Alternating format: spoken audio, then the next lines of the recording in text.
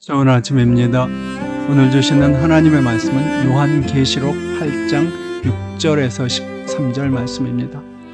7 나팔 가진 7 천사가 나팔 불기를 예비하더라. 첫째 천사가 나팔을 부니 피 섞인 우박과 불이 나서 땅에 쏟아지매 땅의 3분의 1이 타서 사위고 수목의 3분의 1도 타서 사위고 각종 푸른 풀도 타서 사위더라. 둘째 천사가 나팔을 부니 불붙는 큰 산과 같은 것이 바다에 던지음에 바다의 3분의 1이 피가 되고 바다 가운데 생명 가진 피조물들의 3분의 1이 죽고 배들의 3분의 1이 깨어지더라. 셋째 천사가 나팔을 부니 횃불같이 타는 큰 별이 하늘에서 떨어져 강들의 3분의 1과 여러 물샘에 떨어지니 이 별 이름은 쑥이라. 물들의 3분의 1이 쑥이 되매 그 물들이 쓰게 됨을 인하여 많은 사람이 죽더라. 넷째 천사가 나팔을 부니 해 3분의 1과 달 3분의 1과 별들의 3분의 1이 침을 받아 그 3분의 1이 어두워지니 낮 3분의 1은 비춤이 없고 밤도 그러하더라.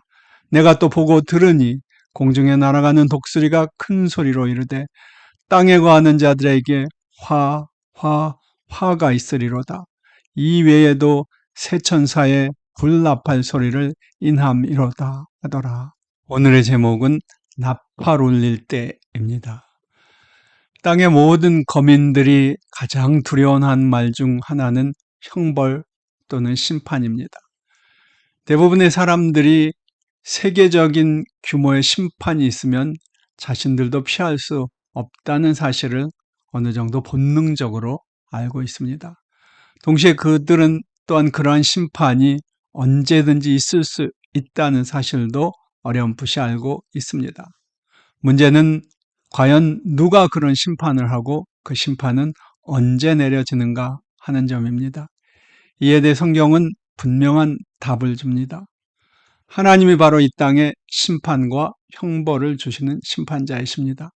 물론 하나님은 사람들을 판단하고 정죄하기 좋아하시는 그런 심판자가 아닙니다.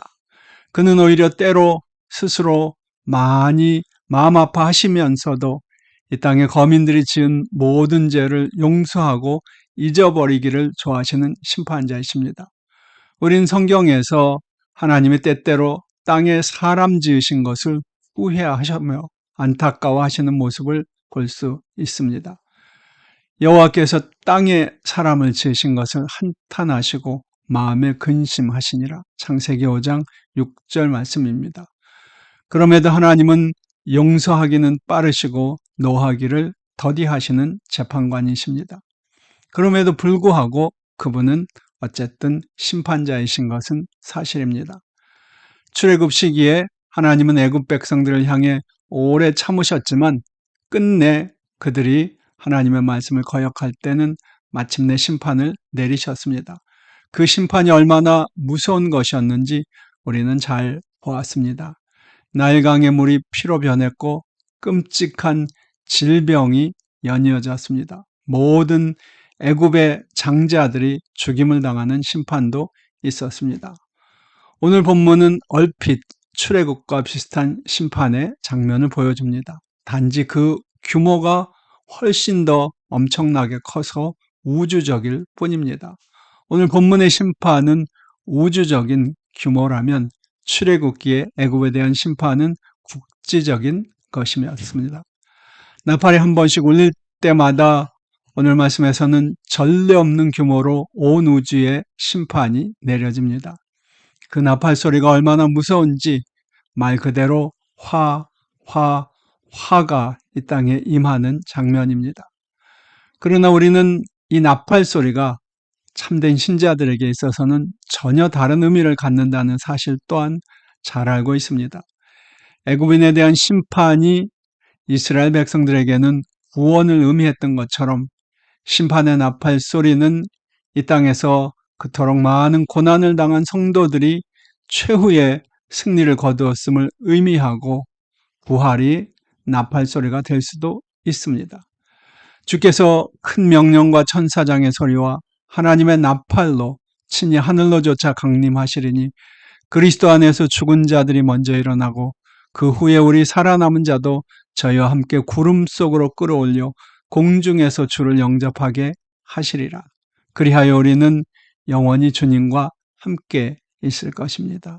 데살로니가전서 4장 16절에서 17절의 말씀입니다. 그렇다면 하나님의 나팔소리에 대한 여러분의 반응은 무엇입니까? 공포입니까? 아니면 기쁨입니까? 하나님의 나팔소리가 우리 모두에게 최후의 승리를 알리는 승리의 나팔이며 부활을 알리는 부활의 나팔소리가 될 수 있기를 간절히 소원합니다.